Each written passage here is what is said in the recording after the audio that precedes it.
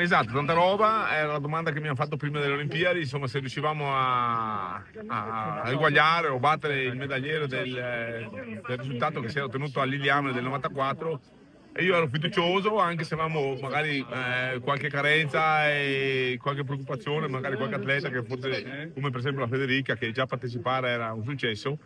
Invece l'abbiamo già superato, no, abbondantemente no, però abbiamo 22 medaglie rispetto alle 20 di Lillehammer, e abbiamo ancora 5-6 giorni di gara davanti. Lo slalom domani, quindi insomma una dalla mea che potrebbe regalarci qualcosa, visto anche il gigante.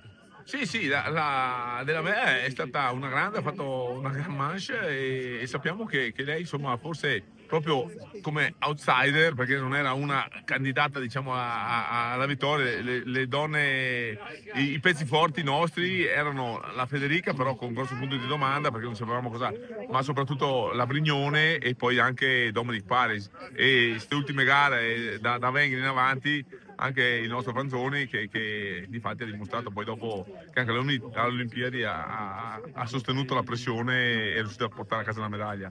I maschi dei palistretti però finora abbastanza male. Sì, maschi, diciamo nelle discipline tecniche siamo un po' carenti, però sono periodi, sono momenti. Io sono convinto che, insomma, come degli anni anche i dissesisti non siamo stati. L'Italia è sempre stata più forse conosciuta come una nazione brava nelle discipline tecniche.